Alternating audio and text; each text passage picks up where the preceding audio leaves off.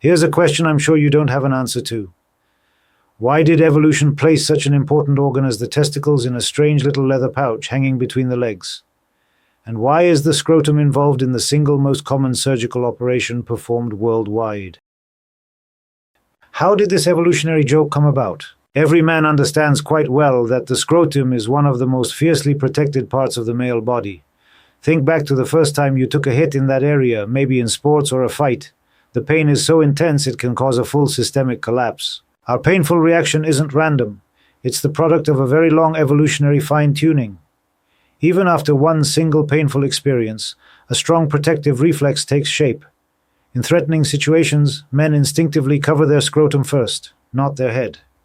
From this, we might conclude that for evolutionary success, the scrotum is far more crucial than the head. So why is such an important organ dangling in a leather pouch between the legs? If, as creationists claim, humans had been designed fully formed from the start, the engineer responsible would have a lot to answer for, but evolution explains it all.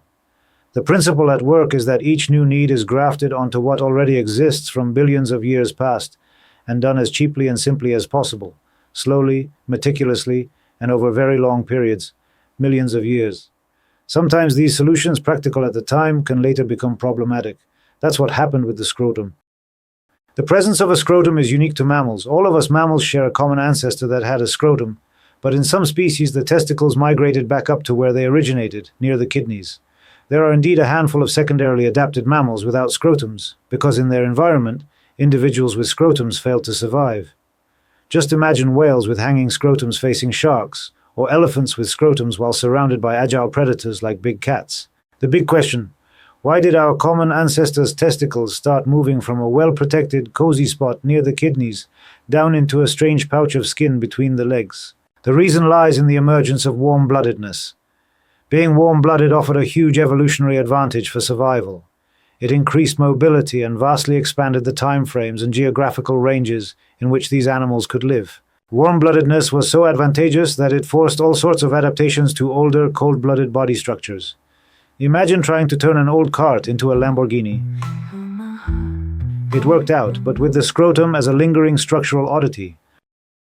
Structure and function are connected. What do we need testicles for? They are sperm factories.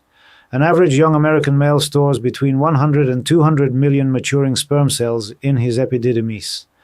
This production is extremely energy-intensive and generates a lot of heat. Much like a car engine, the more powerful it is, the bigger the radiator needed to dissipate heat. The scrotum is that radiator, very effective at cooling. Every scrotum owner knows the difference in how it feels after a dip in cold water versus a warm bath.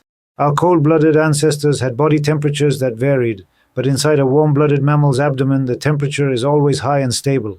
Herein lies the problem. To effectively run these very old sperm production mechanisms, you need cooler temperatures than what's found inside a warm-blooded abdomen. Completely overhauling these fundamental mechanisms would be extremely costly. So in the evolutionary struggle for a better life, the solution was to have the testicles move into a special radiator pouch between the legs, our scrotum. This journey is complex. Guided by temporary muscles and ligaments, the testicles gradually move downward, pulling along a bit of the peritoneum, as well as blood vessels and nerves. Right before birth, the testicles drop into that skin pouch between the legs, but they often get stuck. About 4% of newborn boys have this issue. About 1% still have undescended testicles as adults, rendering them infertile. Testicles can get stuck before the inguinal canal, through which they have to squeeze with some difficulty. Afterward, the inguinal canal remains the weakest point in a man's lower abdominal wall. This leads to inguinal hernias. Around 25% of men run the risk of developing an inguinal hernia. It's the most common surgical operation in the world. These are the huge structural costs of needing to cool the testicles for efficient sperm production. An expensive fix because we're working with very old biological equipment that's hard to fully redesign. That's the story of the evolutionary race and the scrotum. I hope you found it interesting and informative. Please subscribe, like, and help promote this video. Thank you for watching, and goodbye.